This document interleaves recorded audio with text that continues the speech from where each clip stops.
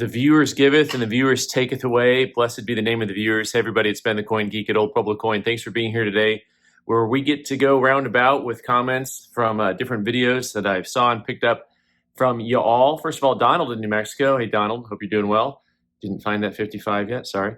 Hi, Ben. I like that book showing the diagnostics of coins as they should be. We did a little video from a booklet that we got from a customer that shows how a coin should look.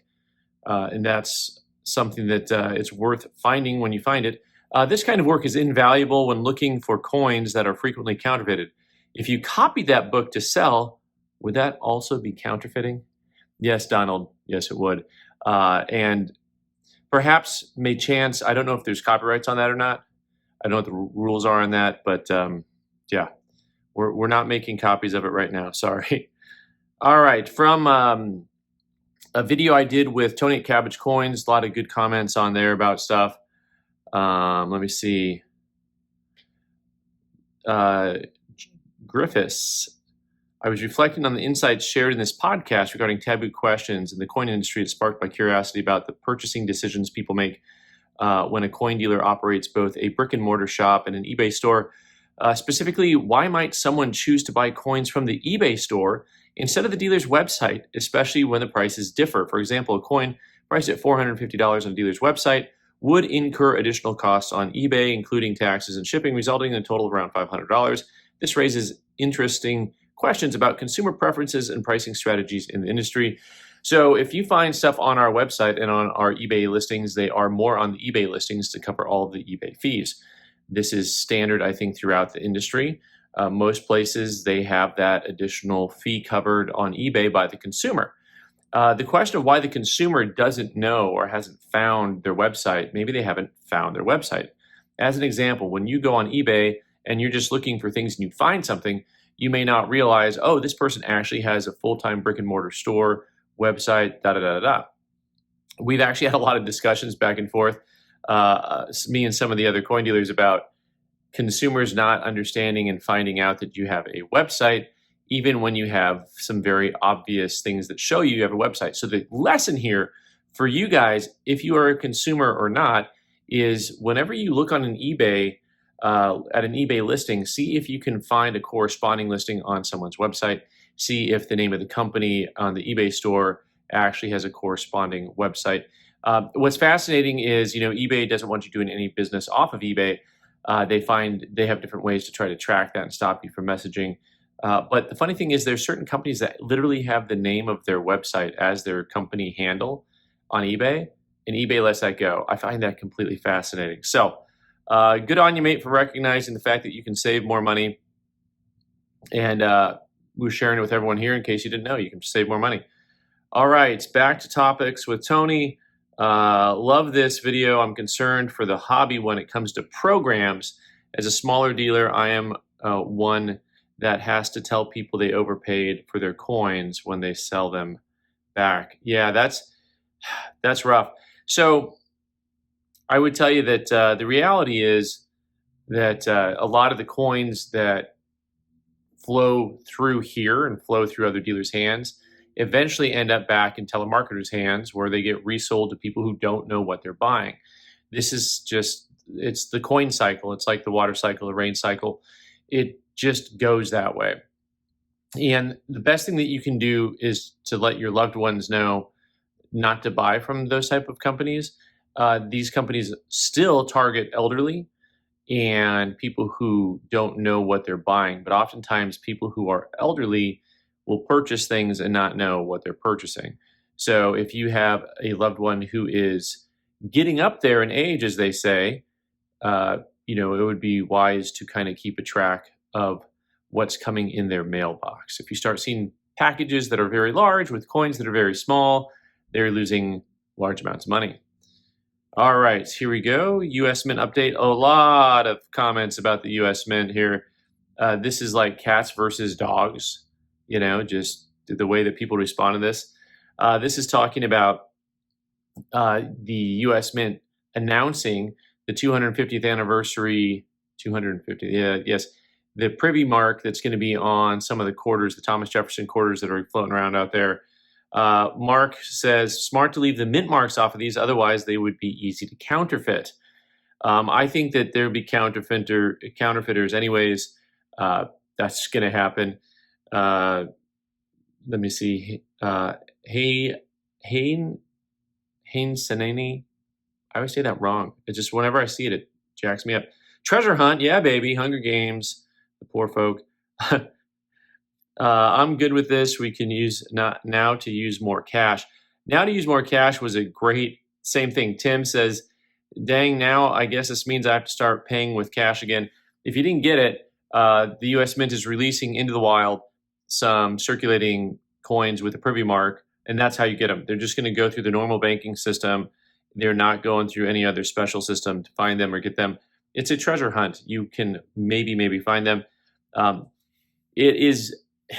It's amazing that something with 250,000 minted and how few people spend cash relative to how many people pay with card. It's amazing how hard it is to find those coins. 2019, the W Mint marks came out. Same thing, treasure hunt, and just I don't think I've ever gotten one in change after all these years. All right, so we got another one from Shannon here saying, yes, exactly what we've been asking for. This will be so much fun. I wish the Mint would make a site where you could register coins you find, so maybe we would know if they were where they were all found, and if they were all found. But that would never work. LOL, love this and happy that they're doing it. A lot of very positive comments about this idea. I think that this moves towards things that the people want. I mean, I would rather find coins in change that have some type of special meaning than the $19,600 way of doing it. And then there's a whole lot of Debbie Downers out there. Gary saying, that's pretty cool. Too bad none of us have a chance even sniffing at one in the wild. Folks like us never find one unless you're willing to overpay to buy one. Well, I mean, in fairness to Gary, I never found a W Mint mark, so maybe that's what he means. I don't know. Sometimes the folks like us, it's like, man, that's so sad. All right, so Chris saying, although it's a nice gesture, the mintage is a bit too low for the most of us to bother trying. You know that your time may be better spent buying Canadian dollar coins around a similar mintage that tend to be quite underpriced. Then someone with a very rude comment about Canada. My goodness.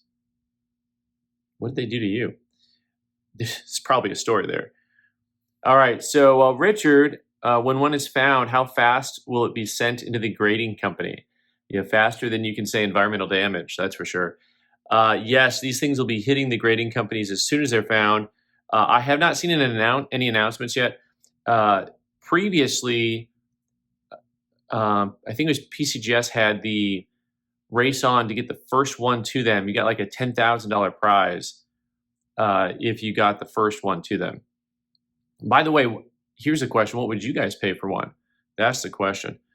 All right, David saying, thanks for your posts. I learned a lot. What about posting a video on your top 10 US coins to buy right now? Many thanks and keep it up. Well, this is something that I'm going to have to get clarification on, whether or not you want just like traditional older US coins, top 10 coins off the top of my head. I guess we'll make that its own topic later. How does that sound? All right, Albert's mentioning that this is just like the W Mint Mark quarters from 99 to 2000. I have a feeling that some of the large coin sellers on TV and print ads will probably either know which banks they'll receive them or the mint coins, blah, blah, blah. He's basically saying that they're going to get to these other sources before they get to us. Okay, I wanted to unpack this because there's truth to this statement and also there's stuff that I want to clarify. I do not believe that these companies have access to these coins before you and I do in this scenario. Now, in lots of other scenarios, they do. If the U.S. is producing, a modern commemorative coin, oftentimes these telemarketers have access to a certain percentage of the coins before you or I do. These are going out through regular distribution means. Now, having said that, the telemarketers get them anyways. How and why? Well, they put out bounties basically saying, we'll pay whatever their dollar amount is, $50 a coin, $100 a coin. I don't know how much it'll be, but they will put out bounties. I saw this when I went to, where was I? That's right, Savannah, Georgia. And one of the proof silver eagles that came out was the, what do they call it? Like the baby year? I don't know what they call it. Anyways, people, there were buyouts on that at almost triple the price of the issue. So guys were standing in line to get them and just sell them to the guys that had the buyouts. Like, here you go, just flip it right here and don't worry about it, right? So the secondary market will get these coins, and you may have to find them there anyways. And at the same time, a lot of these coins will end up just on eBay. Like, as soon as somebody gets one in, they'll just put on eBay and be like, oh, cool, I found this. And now it's going to eBay. That's a thing that happens often. All right. Big Yo saying, I saw this and I ordered 2 boxes of quarters. Now we are already ready for this great quarter shortage of 2026. We had the penny shortage, and now we're going to have the quarter shortage. Romper Room graduate, I wonder how much one could sell for. This is the big question. What will they sell for? Just so you know, I mean, the W mint marks were going for $100 north, but now you can hop on eBay and find them for 15 to 25 bucks, kind of all day long, if you will. So you're going to see the prices go skyrocketing, and then eventually they'll work their way back down. All right, Ron Mueller, don't call me Miller, wish they would release all non-silver coins in this way. It gives collectors a fair chance, and the fat cat flippers don't get any type of edge on procuring them. And then someone says, wish they would make all of our money out of silver instead of clad trash. Yeah, so I do think that it's fun to release coins in limit into the circulation for a couple reasons. One, it does give different people, the average Joe, more of a fair chance against Globo Gym. And then at the same time, you also have a grade discrepancy. I think this is the part that's probably most overlooked that I think is really cool. There is a grade discrepancy. One of the things that I don't like about modern graded coins is everything's an MS69 or MS70, and it's like, ho-hum. When you get into collecting coins, one of the fun things about it is you go back in time, you start seeing certain issues where it's like, man, you can't find these coins above fine or very fine. It's really amazing to see. And certain issues on dollars, you see this wild discrepancy of like thousands and thousands of them circulated and almost none uncirculated. Hello, 84S Morgan. Like, there's these weird outliers, and that's kind of fun about the grading element of collecting coins that went through circulation. I think that's kind of underrated. All right, back to the conversation with Tony. Roger Kennard, you're too old to learn a new word. Wait, you're never too old, Roger. Oligopoly is defined as a state of limited competition in which a market is shared by a small number of sellers. Oligopoly. I think Tony was using it in reference to. Now I got to go rewatch the podcast and figure it out. Anyways, we learned a word together. Having a very small amount of people controlling the marketplace. That can happen anywhere where you can have people buy up certain segments of a market. All right, something to think about. Rick, this taboo topic is very interesting as well for information, as well as informative. I was stationed in Germany from 91 to 93. While I was there, I was gifted a Third Reich silver coin. I still have it somewhere. To me, it's just a piece of history that I plan on preserving. Yeah, once again, like, we're here to collect coins. We're here to preserve history. If like people buy Nero coins because he was an a-hole, right? And maybe this is a matter of too soon, right? But also that's a part of history. And what are you going to do with Captain Cook? You're not going to buy, like, if you're Spanish, like Captain Cook murdered a bunch of your people. Like, you think they celebrate Captain Cook? And if you're in London, imagine if you're in like PCGS London and you go in with like a Washington quarter and they're like, treason! Thou shalt not have that man here. For some reason, people in London speak like it's Downton Abbey still or something. Okay, so anyways. All right, Easy S. Zach says, taboo topic, a lot of dealers will never let you know. They dip almost everything. Zach, I liked your comment. I wanted to just mention, I don't think most dealers dip almost everything. I will say that. And that I know a lot of dealers, and it is not worth your time, effort, or energy or toxicity of chemicals to dip everything. Now, does almost every dealer I know dip coins? Yes.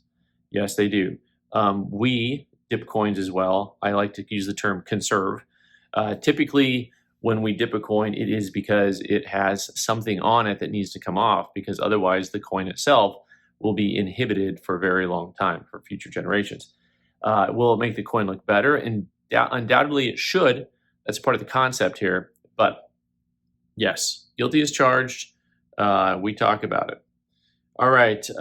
Hank saying, interesting discussion on crackouts. Thanks for my long-winded question.